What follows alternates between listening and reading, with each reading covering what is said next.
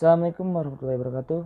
Perkenalkan, nama saya Fadlia, NPM 402011200045, program studi Teknik Penerbangan Bravo. Di sini saya akan menceritakan resensi dari film Hereditary dan sudut pandang dari masyarakat dan sudut pandang dari Islam.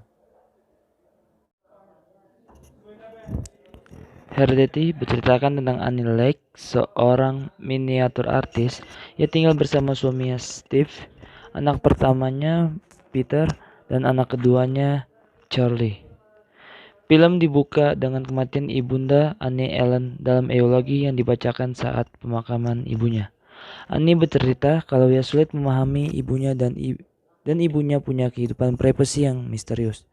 Lalu di sebuah forum supporting group, Annie cerita juga kalau ia punya keluarga yang disfungsional. Udah ibunya aneh, ayahnya kena gangguan jiwa dan meninggal karena mogok makan. Sedangkan kakak lelaki meninggal bunuh diri saat masih usia 16 tahun karena skizofrenia.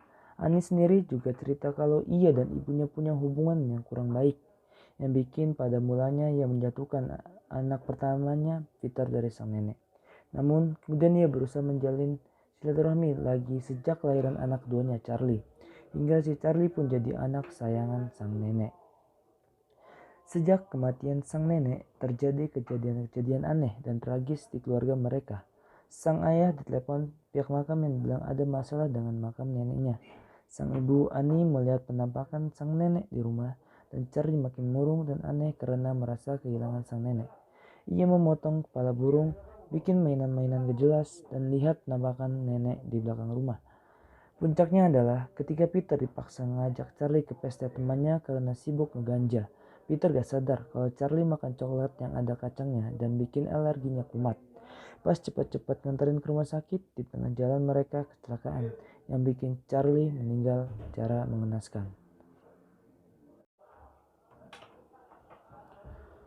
Keluarga mereka pun gak sama lagi setelah terjadi tragedi ini. Satu-satunya yang masih berusaha rasional cuma sang ayah, Steve. Setelah kejadian traumatis itu, Peter depresi dan stres. Sang ibu Annie membuat set miniatur kejadian kecelakaan yang menimpa anaknya. Peter dan Annie bertengkar di meja makan. Dalam sebuah adegan yang juga sama intensnya dengan adegan horornya, Annie kemudian bertemu dengan John yang mengajaknya main jailangkungan. Hal yang terjadi kemudian malah makin parah. Pas proses pemanggilan arwah di rumah, Annie kesurupan Charlie dan bikin si Peter ketakutan. Peter kemudian melihat kenampakan arwah Charlie di rumah. Sleepwalking Annie kambuh lagi. Annie nemu jenazah membusuk ibunya di loteng rumah. Peter kerasukan sampai pingsan di sekolah. Puncaknya adalah ketika Annie ingin membakar buku gambar Charlie dengan harapan hari ini akan menghari ini semua, tapi malah suaminya yang terbakar Peter. Peter yang habis pingsan karena kesurupan lalu menemukan ibunya jadi hantu Spider-Man dan menggorok lehernya sendiri.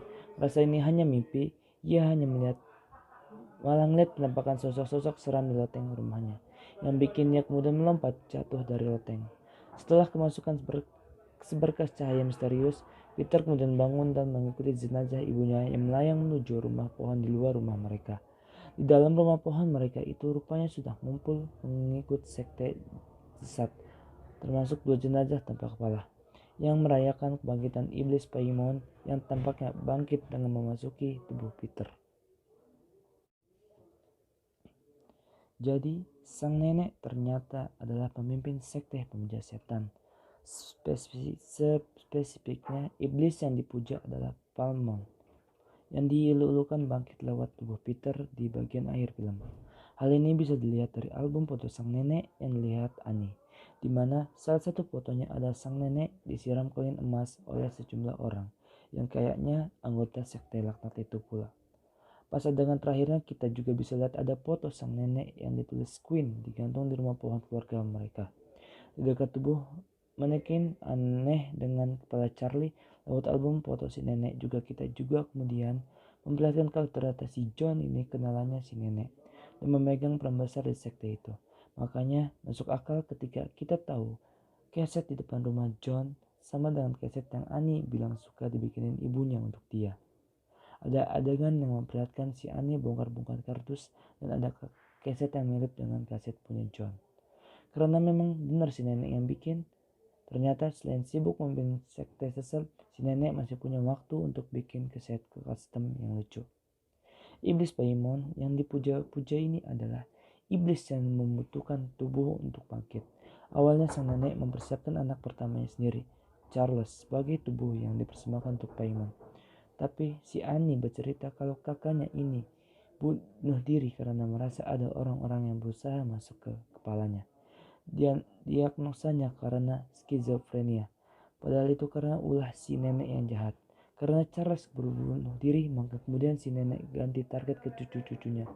Paimon kemudian menyusup ke Charlie, yang mana merupakan anak kesayangan sang nenek, dan bahkan sang nenek menyusui si Charlie ini pas zaman Charlie masih bayi. Maka wajar jika di skin ini awal-awal kita melihat beberapa orang asing tampak senang melihat Charlie. Tapi ternyata Pak Imon gak puas dengan tubuh perempuan. Dengan menginginkan tubuh lelaki, maka Peter pun disiapkan sebagai pengganti. Sebenarnya dari awal si nenek sudah mengincar Peter untuk disusupin Paimon. Tapi waktu Peter masih kecil, Annie menjauhkan Peter dari neneknya, sehingga akhirnya si nenek pindah haluan dulu ke Charlie. Tampaknya yang sebenarnya terjadi adalah konspirasi ngaur sekte pimpinan si nenek untuk mendapatkan tubuh Peter. Kita bisa melihat ada bawah simbol sekte atau setan ini ada pada kalung yang dikenakan si nenek, yang juga dikenakan Annie, yang kemudian terlihat digambarkan dengan darah di dinding loteng tempat Annie menemukan jenazah tanpa kepala ibunya. Simbol ini juga ada pada tiang telepon yang menghantam kepala Charlie dan memutuskannya. Pertemuan John dengan Annie juga tampaknya memang direncanakan, hingga akhirnya Annie tertipu membaca mantra-mantra pemanggil arwah di rumahnya sendiri yang sebenarnya pemanggil iblis dan mengakselerasi kebangkitan Paimon ke tubuh Peter.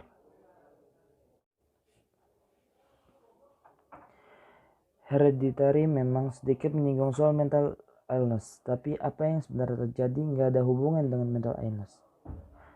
Nonton Hereditary memang mengingatkan saya dengan saat nonton Rosemary's Baby, terutama dari efek paranormal yang dihasilkan membuat kita bingung apakah ini beneran terjadi atau cuma mimpi buruk. Apalagi ada nuansa absurd nightmares yang super depresif dan menyiksa jiwa. Tapi di endingnya kayaknya Aris Aster sudah cukup clear menjelaskan kalau ini semua ulah iblis. Ini merupakan cerita singkat dari film Hereditary. Di sini kita melihat dengan jelas bahwa film ini berceritakan tentang sekte satanisme, yang sering disebut juga sekte penyembah setan atau iblis.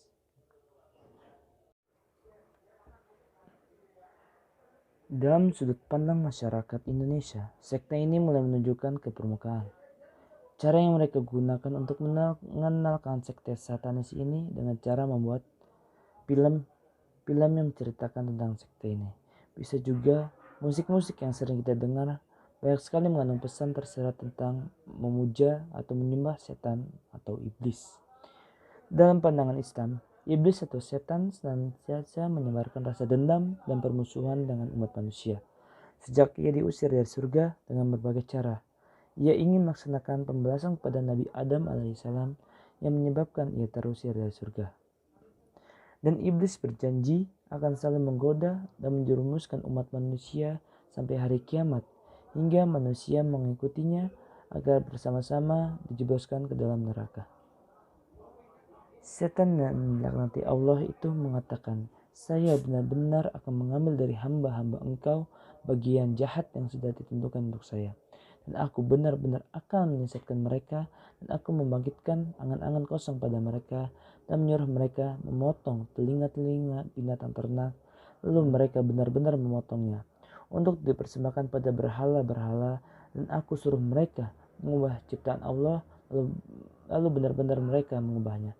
Quran Surat An-Nisa ayat 118-119. Sesungguhnya begitu setan telah berhasil menggoda manusia, maka ia pun akan segera pergi, dan ia tidak mau dipersalahkan atas upayanya menggoda dan membujuk manusia agar tersesat. Maka manusia itu sesungguhnya berada dalam kerugian.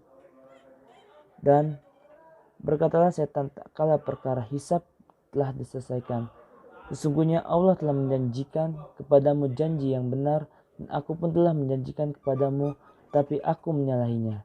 Sekali-kali tidak ada kekuasaan bagiku terhadapmu melainkan sekadar aku menyeru kamu mematuhi seruanku. Oleh sebab itu janganlah kamu mencerca aku, dan tetapi cercalah dirimu sendiri.